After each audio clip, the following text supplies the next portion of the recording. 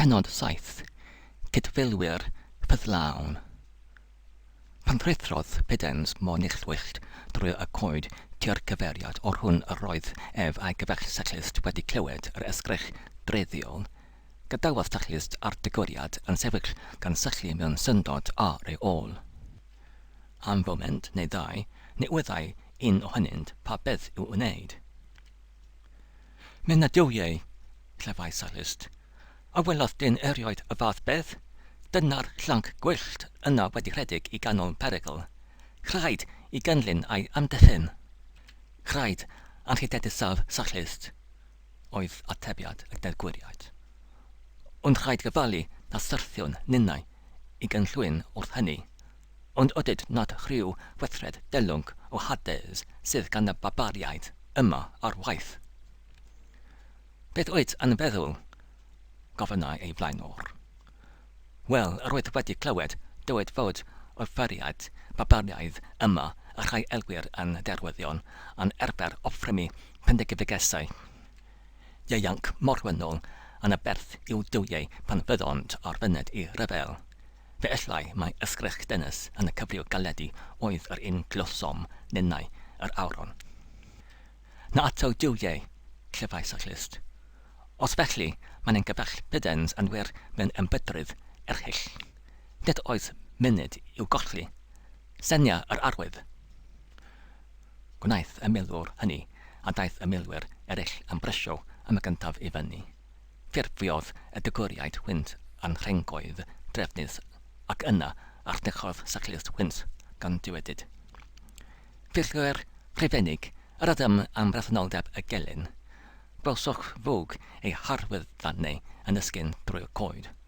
Gwledydd fyddai i ni dan amgylchiadau cyffredin fod ar ein gwyladwriaeth. Danfon ysbwyr o'n blaen ac aros yma ar ei hamddiffyniad nes cael gwybod gallu y gelyn. Ond ni ddal i ni wneud felly yn ar. Arwydd fi dan rymau i fyned yn fy mlaen, bywed y perygl beth y bo. Edrychai y milwyr yn synedig ar ei gilydd. O'r rai sachlist yn cael ei ystyried yn un o'r blaenoriaid mwyaf pwyllog a gofalus ac nad oedd neb yn amhau ei diwyrder.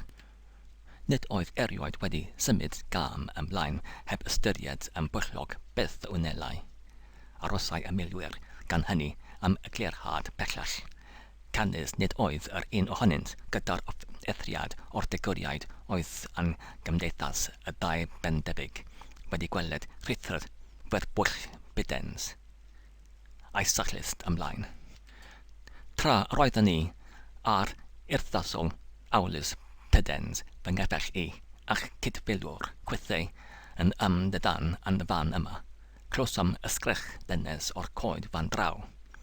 Tynnodd Pidens ei gledd a rhythrodd y maith ei hunain i ganol y gelynion. Pidens, llyfai y milwyr, yn hanwyl alus Pidens. Ie, ebau sachlist. Fy niletswydd i, fel ei frawd mewn arfau, i'w brysio i'w gyfmoth, bywyd y ganlyniadau beth y bywont. Ond rhaid i mi gofio ar un pryd fy niletswydd i, Claudius Caesar, a feidio arwain ei filwyr o bosibl i gynllwyn. Os nad achwelaf gymerid yn nesaf ataf y flaenoriaeth, a byddwch oll ar eich gwyladwriaeth. Anrhydedusaf sachlist, ebau un o'r milwyr hynaf. Dygais Pidens yn blentyn yn fy mrychiau, dysgais yn llanc i drin arfau, canlynnais yn swyddog rifennig mewn brwydr. Na ator diwiau i mi balli yn fy niletswydd i Caesar, ond na ator diwiau achwaith i mi ganiatau i alus Pidens fod mewn perygl a minnau heb gyfrannogi o'r un perygl ac ynte. Dof gyda thi o sachlist ar ôl Pidens. Da y diwydaist, ebau sachlist, safwch chwythau filwyr ar eich gwyladwriaeth yma. Na, roeddai un arall o'r mwyliad, nid oes yr un ohonom a saith yma yn sicr, ac alus Pidens mewn perygl. Arwain di ni, sachlist, a phe bai mil o barbariaid yn ein llwybr. Canlynnwn di, craiddwn Pidens ac achubwn neu byddwn farw gydag y tebwyd hyn gan y milwyr yn dystaw, drethtre ei hun i ryfel ac yn paratoi i gynlun ei blaenor. Tainodd gwein ffwdhauys, dros wyneb sallust ac ebe fe. Da iawn, ond eto na fyddwn fyrbwyll. Gweliwn rhag cynllwyn, rhag i ni gael ei harwain i ganol ei gelynion yn di arwybod i ni, ac iddynt hwy syrthio arnom yn gorchfygu. Aied y blaenfilwyr arbol ymlaen o bob tŷ, gwasgared yr ôl filwyr o'r tu ôl, arosed y cortlu yn ein trefyn briodol, bywyd pawb ar ei wladwriaeth, ac awn ymlaen mae gyflym ac y byddo modd. Yn y drefn yma, ynte, y cychwynodd milwyr sallust a pidens. Nid oedd perygl iddynt gam syniad y llwybr. Yr oedd rithra gwyllt pidens drwy mangoed wedi gadael llwybr digon rhydd ei ganlyn. Yr oedd y golofyn fwg hefyd yn ysgyn yn y bellter, a ddiag at honno y cyferiau y milwyr ei Cymru.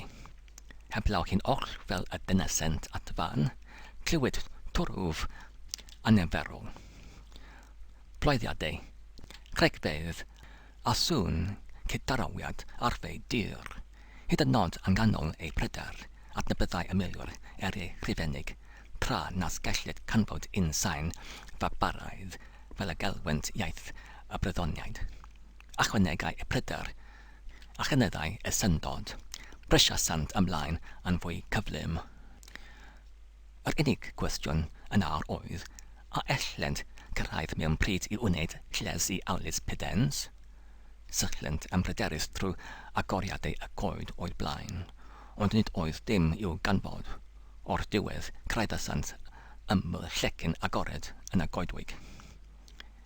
Gerllaw iddynt gwelent ddyn yn rhwym wrth goeden, a phogydau cyneadig o'i amgell, a drychent am bellach. Y pen draw i'r llecyn gwelyd torf o filwyr rhifennig ffyrnig yn delifo ergydion at rhywun neu rhyw rai.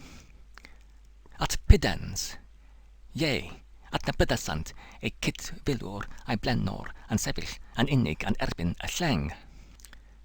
Gyda blwydd, fygythiol rhithros sallus a'i filwyr ymlaen dros y llecyn, trodd y flwydd fygythiol yn rhiad dialgar pan welsant ei bod yn rhy diweddar. Cyn y gellen cyrraedd pen draw y llecyn, gwelyd pidens dywr yn syrthio yn ganol ei elynion.